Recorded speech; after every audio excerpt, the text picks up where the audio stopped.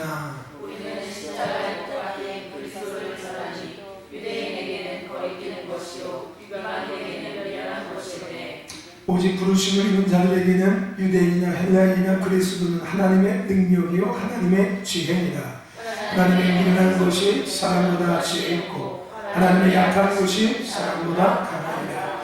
아멘. 할렐루야. 이 한 주간 고난주간을 맞이하며 우리가 특별 저녁 기도회로 모여서 함께 예배하게 되었습니다. 오늘 첫째 날이니까 강구하고 내일부터는 그 순서대로 예배가 진행될 것을 여러분 참조하시길 바랍니다. 7시 반에 예배가 시작되지 않고 7시 25분부터 찬양이 시작돼서 7시 15분에서 20분까지 7시 40분에서 50분까지 45분에서 50분까지 찬양이 한 15분 정도에서 20분 정도 진행이 됩니다. 그리고 한 30분 정도 말씀이 선포되어지고 8시 반, 8시 30분, 8시 30분에 정각에 찬양을 운행을 하게 됩니다. 여러분 8시 30분에 찬양 운행되는 거 확인하시고 기도하시다가도 8시 반 되신다고 나가셔서 차 타고 귀가할 수 있도록 그렇게 시간을 미리 알고 계시고 협조해 주시기를 바랍니다. 아멘. 할렐루야. 남아서 기도하지 말고 다 가십시오. 8시 반 되면은 다 가십시오. 할렐루야. 남아서 기도하지 말고 8시 반 되면은 정확히 다 가십시오. 할렐루야. 그리고 내일 저녁에 또 그 시간에 오시고 할렐루야. 아멘. 할렐루야. 아멘. 그러니까 여러분 짧은 시간 동안 전심을 다해서 기도하고 싹 가셔도 돼요. 그냥 대충 막 딴 생각하고 있다가 아예 시간 많으니까 뭐 적당히 그러다가 쫓겨납니다. 제가 쫓아내서 불 다 켜서 꺼버릴 거예요. 제가 예전에 부기업체 있을 때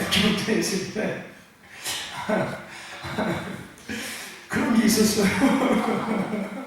제가 여기 막 기도하고 있으면 권사님들 집사님들이 와서 푹푹 쳐요. 가자고 이렇게 찬양 운행 시간이 됐다고 가자고 그런 적 많이 있었거든요. 그리고 기도회 하면 중보 기도회 하면은 저녁에 기도회 하면은 이제 막 기도 막 하잖아요. 그 불 끄고서 이제 가 사람들 가야 되잖아요. 불 확 켜고서 막 닦아버려요. 가자고. 차량을 해야 되니까 가야 되는 거예요. 이제 왜냐면 차량을 타고 사람이 많으니까 제 시간에 안 나오면 남들이 다 기다리게 되는 거잖아요. 그 한 사람 때문에. 그러니까 음악을 딱 끄고 불 다 켜버리고 그러면 어쩔 수 없이 가야 돼. 끊고서.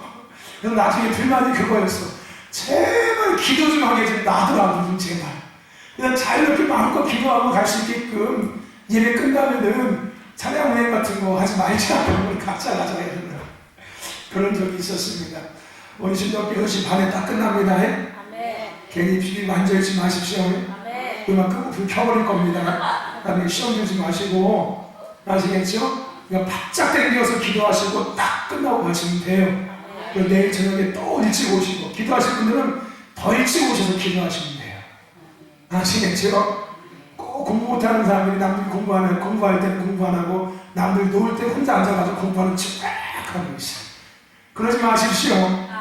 할렐루야. 오늘 첫째 날 우리가 십자가의 영성이라는 주제를 가지고 십자가의 길에 대한 것들을 함께 말씀을 나눌 것입니다. 오늘 우리가 이 고린도전서에 대한 이야기를 함께 먼저 알아보고 오늘 본문을 통해서 십자가의 길이라는 이 주제를 가지고 함께 말씀을 나누기를 원합니다. 교회 내부으로 어려움을 겪던 당시 고린도 교회는 신앙적으로 참 미성숙한 단계에 있었습니다.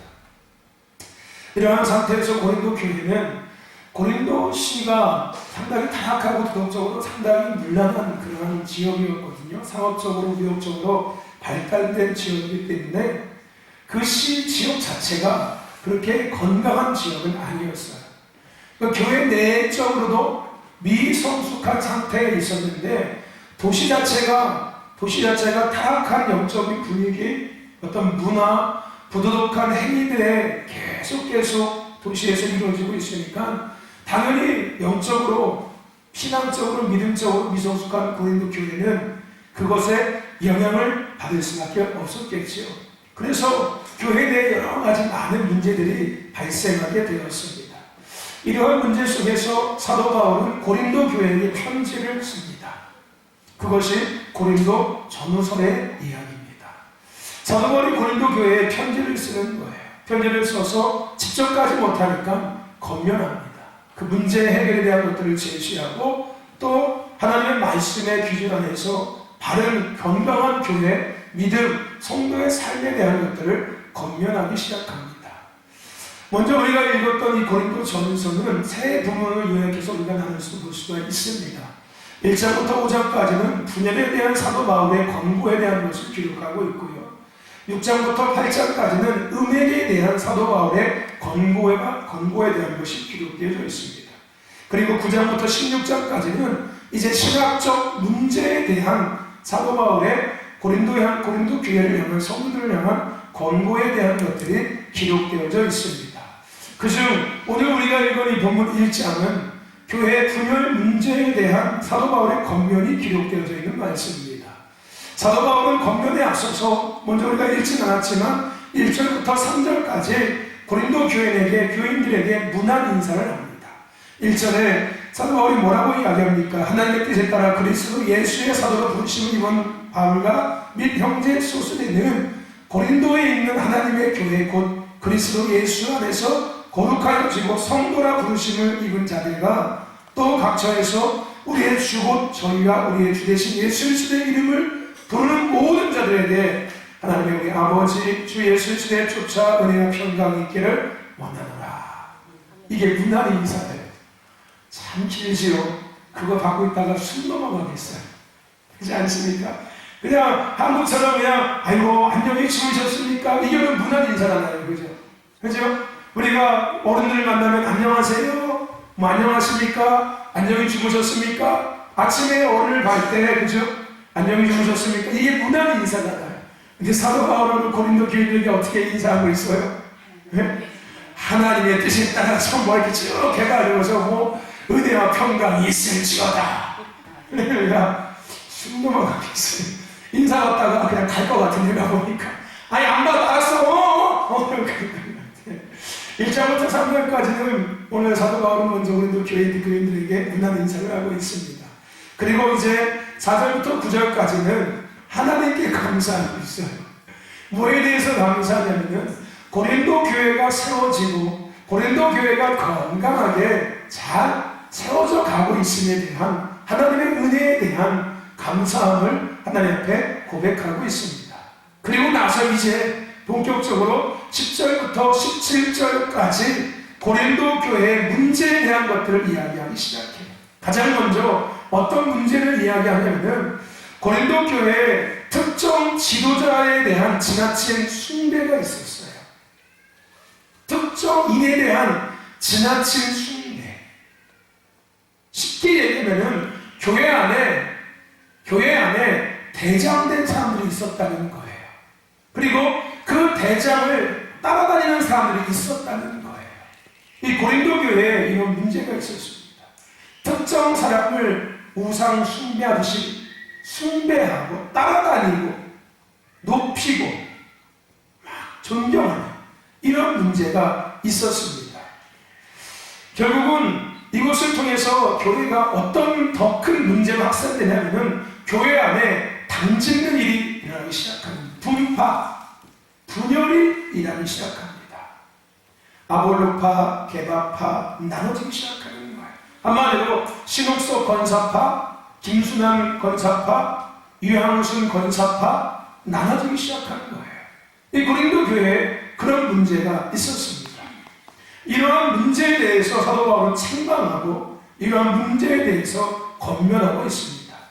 본문에 앞서 사도 바울은 더 나아가서 이 사도 바울의 교회인 고린도 교회에게 그리스도를 머리로 하는 공동체가 가장 가치 있게 여겨야 되고 가장 우선순위에 돼야 되며 가장 높은 위치에 되어야 될 것이 바로 복음 전파고 교회는 복음 전파라는 부르심 앞에 온 성도가 하나가 되어서 매진해야 할 사명이 있음에도 불구하고 고린도 교회는 인간 중심적, 인본주의적 신앙과 분위기로 말미암아 내부 분쟁이 일어나기 시작하고, 또 교회 안에 여러 가지 많은 어려움들이 일어날 뿐만 아니라 더 중요한 것, 복음의 절대적 가치가 손상되어져 가고 있습니다.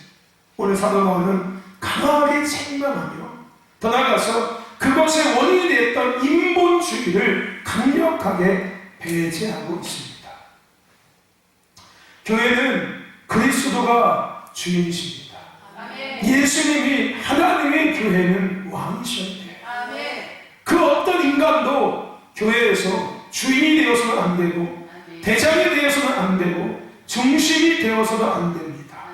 하나님만이 왕이 되시고 하나님만이 중심이 되셔야 합니다. 할렐루야. 아멘. 오늘 사도 바울은 그것을 이야기하고 있는 거예요. 그러면서 그러한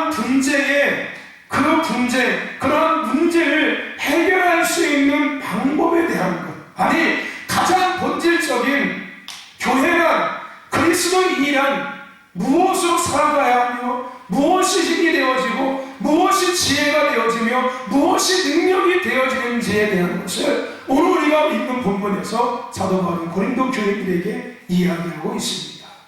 하나님의 지혜와 세상의 지혜, 하나님의 능력과 세상의 능력을 비교하면서 오직 그리스도인의 삶의 지혜와 능력은 십자가 도에 있다는 것을 오늘 사도 바울은 이야기하고 있는 거예요. 아멘. 그리스도인에게 지혜와 그리스도인에게 능력은 어디에 있다고요? 세상에 있지 아니하고 사람에게 있지 아니하고 뭐에 있다고요? 십자가에 도에 있다는 거예요. 그래서 오늘 우리가 읽은 18절 말씀에 사도 바울이 그것을 아주 핵심적으로 축약해서 명확하게 이야기하고 있는 거예요. 십자가의 도가 멸망하는 자들에게는 미련한 것이잖아. 구원을 얻는 우리에게는 하나님의 능력이다. 하나님의 능력이 뭐라고요? 십자가의 도라는 거예요. 할렐루야.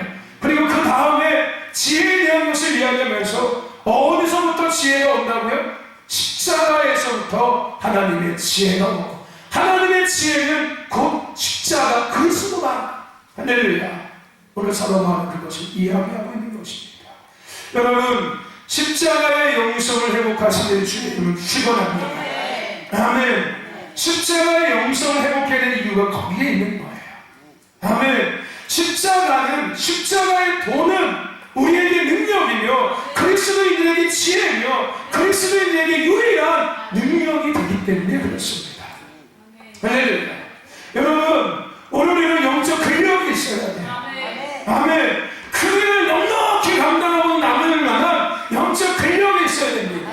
아멘. 그 영적 근력은 어디서부터 오기 시작하냐면 바로 십자가에서부터 오기 시작하는, 그냥 공중에 떠났던 힘이 내게 오는 게 아니라는 거예요.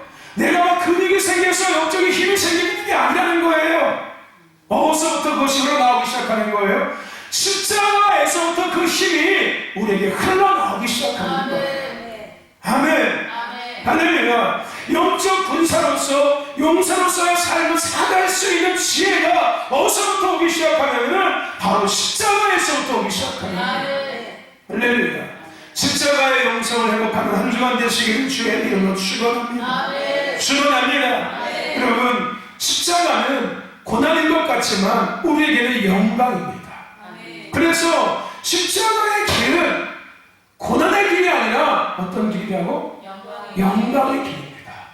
왜요? 십자가 자체가 고난인 것 같지만 그것은 영광이고, 그러므로 십자가의 길은 고난의 길인 것 같지만 알고 보면은, 껍데기를 까서 정말 속을 보면은 어떤 길이라고요? 영광의 길이라는 거예요. 겉보기에는 고난의 길인 것 같고 겉보기에는 고난인 것 같지만 그 안에는 뭐가 있다고요? 영광이 있다는 거예요.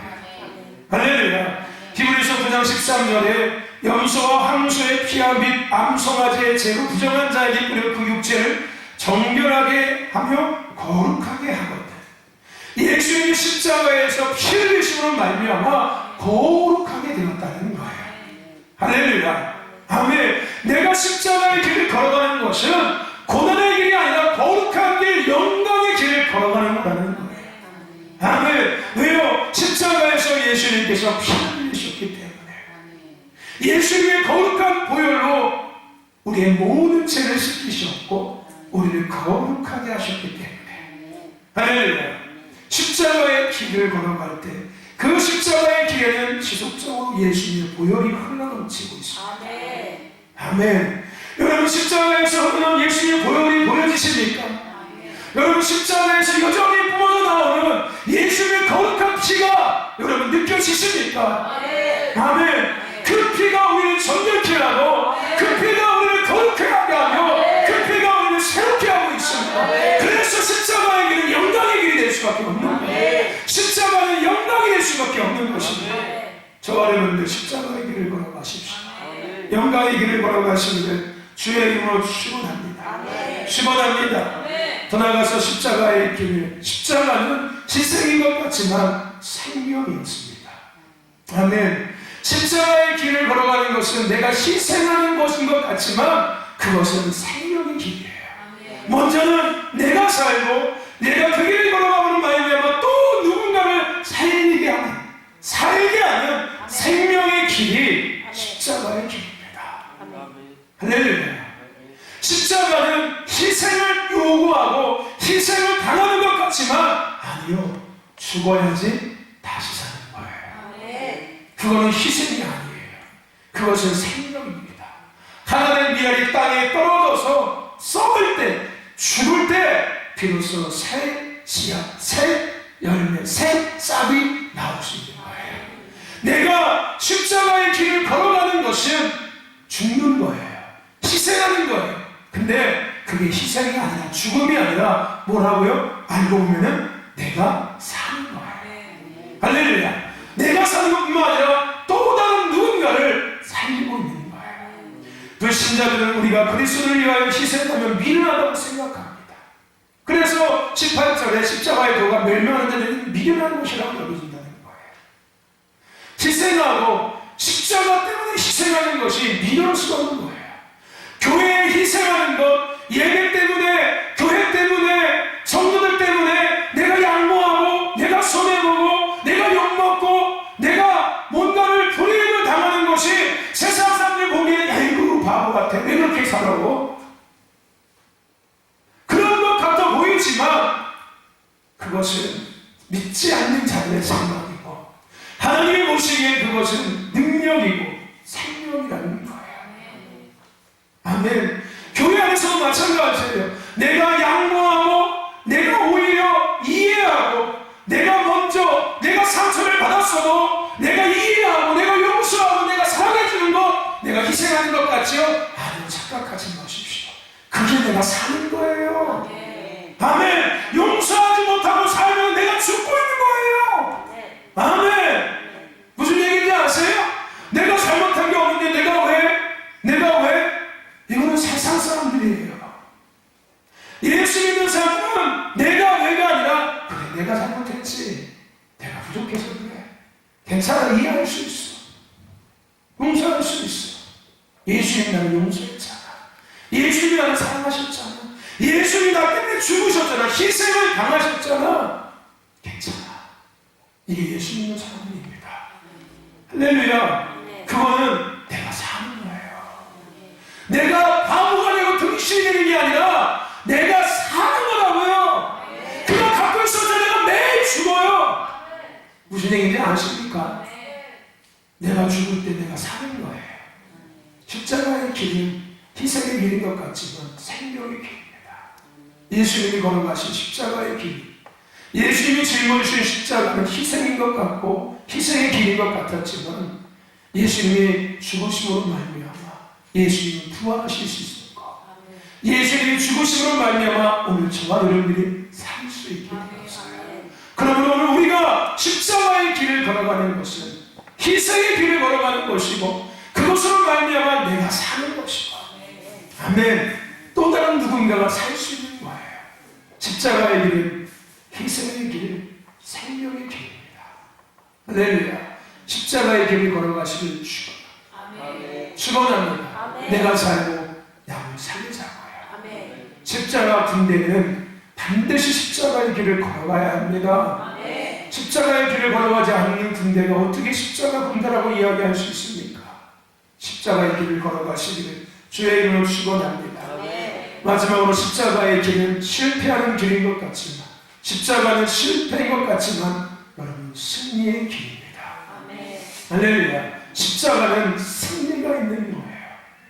십자가의 길을 걸어가는 것은 승리의 길을 걸어가는 거예요. 십자가는 패배가 아니라 실패가 아니라 승리의 기쁨과 승리의 영광이 존재하는 곳은 십자가밖에 없습니다. 할렐루야. 승리하고 싶으십니까? 십자가의 길을 걸어가십시오. 아멘. 십자가의 길을 걸어가는 사람들이 승리하는 사람입니다. 아멘. 주님이 십자가에 달리실 때 서기관과 바리새인들은 예수는 실패했고 자기들이 승리했다고 했습니다. 하지만 예수님이 십자가에 죽으신 이후에 부활이 준비되어졌습니다. 즉 승리가 준비된 승리의 죽음이었다는 것을 그들은 알지 못했다는 거예요. 저와 여러분들, 오늘 여전히 이단들은 십자가는 예수님의 실패로 끝났기 때문에 자기가 대신 왔다고 주장합니다. 무슨 얘기인지 아십니까? 내가 대신 왔다는 거예요. 내가 메시아, 내가 구원자, 내가 예수라는 거예요. 내가 보혜사, 내가 하나님이라는 거예요. 내가 이제 이 땅의 온 인류를 구원하겠다는 거예요. 내가 아주 하나님의 백성들을 내가 살리겠다는 거예요. 여러분, 그 심리가 어디서부터 시작된 거예요? 예수님 실패했다는 심리에서 시작된 거예요. 그러니까 내가 그 일을 하려고 하기 시작하지. 이단들의 심리예요. 저와 여러분들, 오늘 십자가의 길을 걸어가시길 주의 이름으로 축원합니다. 십자가의 영성은 십자가의 길을 걸어가면서 회복되는 거예요. 그냥 가만히 있으면서 제자리에서 십자가의 영성이 회복될 수 없습니다. 우리가 그 영광의 길, 그 생명의 길, 그 승리의 길, 십자가의 길을 걸어갈 때 십자가의 영성이 우리 안에 회복되어져서 할렐루야. 이 마지막 때 십자가 군대로서 아멘. 영적 싸움을 넉넉히 이겨내며 하나님의 나라를 회복하며 하나님의 뜻을 이어가시는 자가 될 수 있습니다. 십자가의 길을 걸어갑시다. 그 길은 영광의 길이고 그 길은 생명의 길이고 그 길은 승리의 길입니다. 아멘. 그래서 십자가 영성을 회복하는 저와 여러분 되시기를 주의 이름으로 축원합니다.